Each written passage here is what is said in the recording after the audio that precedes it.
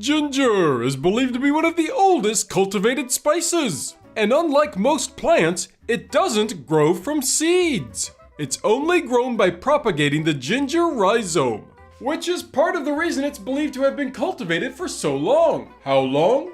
Well, ginger is believed to have originated in Southeast Asia, where the Austronesian people have been using it for about 5,000 years. There are also writings about its use in China all the way back to about 2000 BC. But how did this obscure little root become the popular spice we all know and love today? Well, that's what we're talking about right now on Eccentric Nature. And now, the history of ginger. Now, ginger root, as we know it, comes from the flowering plant of the same name. It even has a cool scientific name, Gingerbread officinal. Sounds exotic and mysterious, no? The word ginger is believed to have come from the ancient Sanskrit singabera, which means shaped like a horn. Though some say it more likely comes from the Middle English word gingivere. Either way, it's a member of the same plant family as cardamom and turmeric. I mean, heck, even bananas are in the same biological order. Yeah, I can see the family resemblance. Ginger, the early years. The Austronesians sailed all around the South Pacific, taking ginger as far as Madagascar by the beginning of the Christian era. At this time, it was transported over to the Middle East and eventually Europe on the old spice trade routes from India. Yeah, I have my phone to thank for the costume change because, yeah, it decided to just corrupt a couple of my video files and make me re-record half my video. Yay! So much fun! Well, okay, here we go. During the Roman era, ginger was very popular, and they even used it for medicines, to spice up their food, and even for sweets. But then the Romans fell, and with it, ginger's popularity. At one point, it was so expensive that 1 pound of ginger cost the same as 1 live sheep. Yeah, I do love ginger, but I'm mighty partial to old Annabelle here. She's a real trooper, you know. Ginger in the Middle Ages. Luckily, intrepid explorer Marco Polo came along. Marco! Polo, Marco! Polo. Anyone else play this, or am I the only one? Anyway, Marco Polo brought ginger back to the masses in the Middle Ages by establishing brand new trade routes with the Far East. And along with black pepper and cinnamon, it became one of the most traded spices of the 13th and 14th centuries. During this time, the upper crust were known to overindulge while eating. And so ginger tea and biscuits were often served to help balance their ailing tummies by relieving indigestion. Gingerbread Man Origins.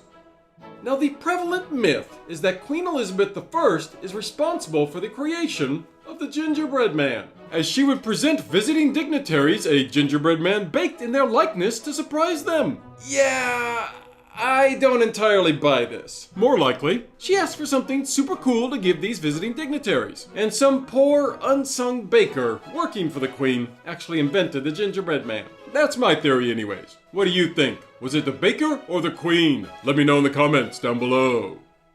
Ginger and the New World!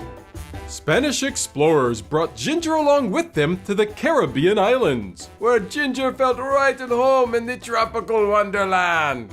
and a massive ginger crop ended up being established in Jamaica. From there, ginger made its way to the rest of North and South America with relative ease. Ginger and prohibition.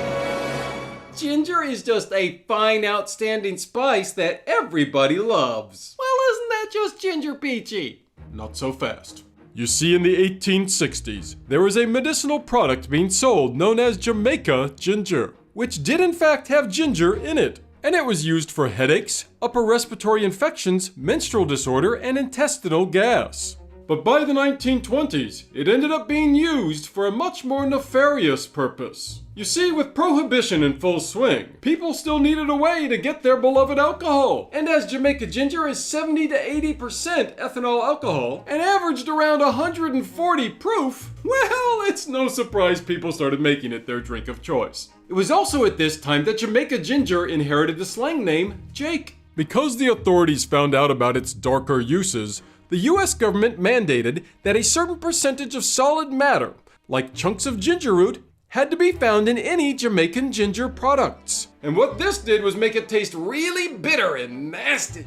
But hard drinkers being hard drinkers, this didn't stop them. Bootleggers of Jamaican ginger started using other products like molasses and castor oil to make the Jake taste better. And so, Jake continued to be used by lots of different people. But then, the price of castor oil went up, and so other methods of making Jamaican ginger were sought out. Enter Harry Grossman and Max Reisman, who ran the not very legitimate Hub Products Corporation. They went searching for a different formula for Jamaican ginger. But their mistake was getting rid of the ethylene and diethylene glycol in Jamaican ginger. Trust me, it makes a difference. In favor of triethylcresyl phosphate, otherwise known as TOCP. And the MIT professor they duped into doing this research told them it was non-toxic. That doesn't sound too bad. Well, TOCP is the same stuff that's now used in paint finishers and lacquers. Oh yeah, this isn't gonna end well. And as this product went on the market, people mysteriously began to have problems using their hands or feet. In all, about 50,000 people were struck with this paralysis, which became known as Jake paralysis, or more specifically, Jake walk, Jake leg, or Jake foot. And this was because the paralysis caused in the feet by this particular type of Jake made people walk in a very peculiar manner. Since they couldn't control their toes, they would raise their feet a little bit higher, causing them to walk in a distinct toe-heel manner that caused a tap-click, tappity-click sound as they walked. So, the bad news, you can't control your feet or hands properly. On the bright side, you can still do a mean tap dance. Sorry.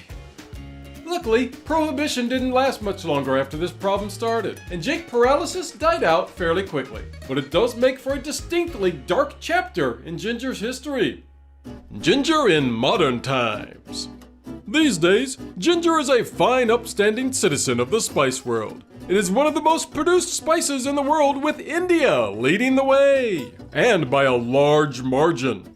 India actually produces about twice as much ginger as its closest rivals, China and Nigeria. There are also a variety of fun ginger festivals across the world, including the Ginger and Spice Festival located in Market Drayton in England. This town also lays claim to being the home of gingerbread. And I suppose it makes sense, as it's home to one of the oldest producers of gingerbread, Billington's Gingerbread, which has been running since 1817. It's also home to one of the biggest producers of gingerbread in the world, the Original Biscuit Bakers, who make over 150 tons of gingerbread every year. Another amazing ginger festival is the Dorada Matsuri, also referred to as the Never-Ending Festival. Once upon a time, Yui Shosetsu was a devious military strategist who led an uprising against the Tokugawa shogunate, and one of his plots was to poison the Tamagawa aqueduct in order to take out the village of Edo. However, Shosetsu was to be thwarted by the most unlikely of sources, the almighty ginger! You see, the people of Edo consistently washed ginger in the waters of the Tamagawa aqueduct. And thanks to its amazing health qualities, the ginger content in the water stopped that poison in its tracks. Or at least that's how the story goes. The Shogomatsuri, or ginger root festivals that take place in Japan, are also fun because stallholders will shout things like, "Ginger protects against evils! If you eat ginger, you'll be free from colds!" Which is indeed a recognized benefit of ginger root. The protection of colds, not from evil. Maybe it does that too. Who knows? You'll have to watch the Mythology of Ginger video to find out. Have you ever been to a ginger festival? Let me know in the comments down below. If you want to learn more about ginger, then watch the benefits of ginger tea next. Or for more herbal history, then watch the history of dandelions next. Please, be kind. Take care of each other. And go on out there and have a spicy ginger-filled day.